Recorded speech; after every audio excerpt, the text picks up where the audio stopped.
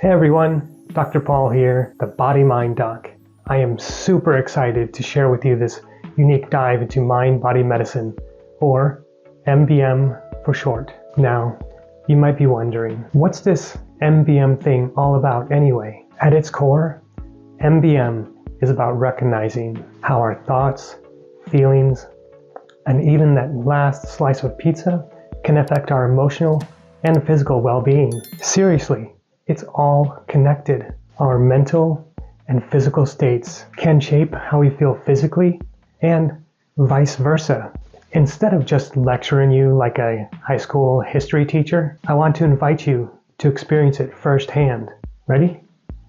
In order to do that, let's go. Let's go somewhere else. Are you coming? Come on. Oh, hey.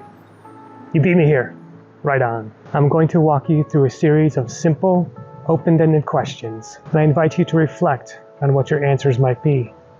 However, I encourage you not to write your deepest, darkest secrets in the comments because, well, I can't promise people won't snicker because you happen to cry at that one Taylor Swift song. Before we go any further, we have to get something on the way. Come here. Come on.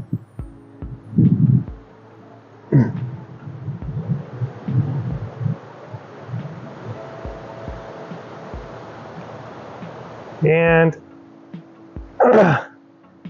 okay, did you read that? Good, here we go. I would like to take you through what an intake session with a mind-body medicine doctor might look like. So, let's dive in. Let's go. Seriously, you have to keep up. Think about moments of flow, when you feel most connected to yourself, feel most connected to the present moment. What are those times like? What are you doing when that happens? Most especially, how does it feel physically and emotionally? Tell me about your experiences with meditation or mindfulness practices. How are those moments? I mean, even if you have a practice of meditation or mindfulness, what, if anything, would you like to change about that? How would you describe your relationship to food?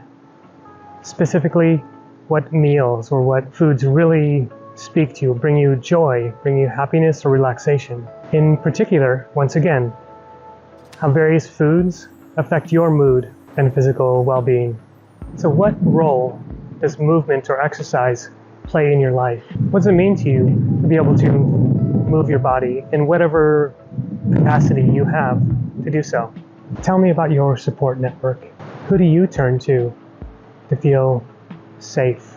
What role do your friends, what role does your family, what role does your partner or partners play in your ability to feel connected, safe, and heard? Here's a fun one. Creativity. What role does creative self-expression play in your life? Think about times in your life where you are coloring, maybe writing poetry, or creating something, music, or dance. How do those affect your mood and well-being? Here comes a tough one. Sleep. What is your relationship to sleep? How are your sleep habits? What is the difference between having a restful night of sleep versus a restless night of sleep? And what, if anything, would you like to change about that? These last two questions might require you to dig a little bit deeper. Ready? Here we go. We're talking about cultural identity, community connections, and spiritual practices. Tell me about those. Which, if any, culture do you identify with? Whether that's your family of origin or something else that may be inexplicable. How are your ties to community? Again, this could be a small group of friends, another individual, or nature.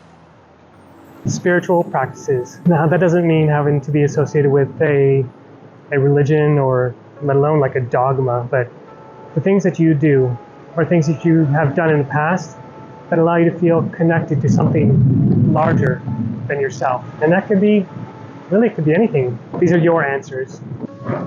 All right. Hey, look at me. Change of clothes, change of hair. It just took me a few days to get back to the office. I had to take some time to get some zen on, and that pond was the perfect place.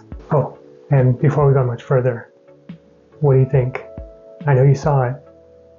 What did you think of my extraordinary tree hugging technique? You're gonna love it. I highly recommend. It's a great way to connect with nature. So let's chat.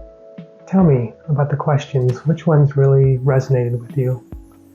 Which ones did you find the answers came a little easier? And which ones were challenging? No matter however you found the questions or how they found you, I just hope that they were engaging and they maybe taught you a little bit more about yourself than you knew prior. And here is to sparking some more meaningful reflections on how you connect, understand, and have a relationship with both your mind and body and beyond. Wait. If you've made it this far, you need to say hello and type Master Uguay in the comments below, for he is a veritable representation of the earth itself. Remember, a calm body equals a quiet mind.